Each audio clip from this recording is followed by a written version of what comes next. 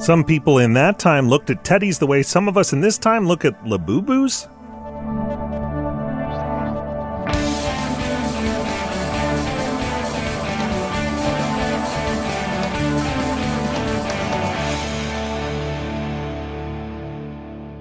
Bear down, it's time for a brand new episode of Cool, Weird, Awesome.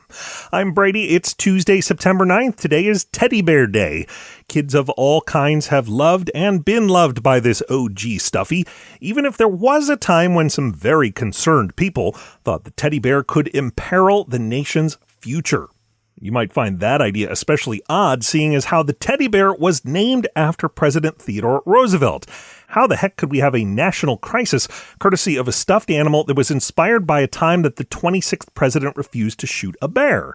Well, according to Smithsonian, some voices in the early 1900s felt that kids, especially young girls, should be playing with dolls instead of bears. Dolls were supposed to be realistic. Dolls were supposed to be lifelike. And most importantly to these critics, dolls were useful. They were there to help young ladies practice caring for babies and children, just as they were meant to do as adults. If kids were playing with fuzzy toy bears, that meant they weren't taking care of proxy babies. And as a result, birth rates would start to fall all over the country. This was an actual argument people made as teddy bears grew more popular. But of course, it wasn't the argument that won out. The trend in the early part of the 20th century was to let kids be kids a little longer. Kids were more and more likely to go to school than to factory jobs. Parents were encouraged to be more permissive, and of course to buy some of the many toys manufacturers were then bringing to the marketplace. In the 1920s, A.A. Milne's Winnie the Pooh became famous, and the Bears and Kids Alliance never looked back. There have been zillions of teddies ever since, and somehow that hasn't stopped humans from figuring out how to raise kids.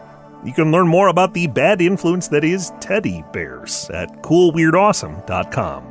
We've got lots more teddy bear news for you right after this short break, so stick around. Welcome back. Visit the average household and you might find at least a few teddy bears. South Dakota used to be home to a collection that brought that average way up. Teddy Bear Town in Hill City had more than 11,000 bears of every shape and size. I'm Brady. The owners did announce a few years ago that the bears were henceforth hibernating. Thanks for listening and come back again tomorrow for more Cool, Weird, Awesome.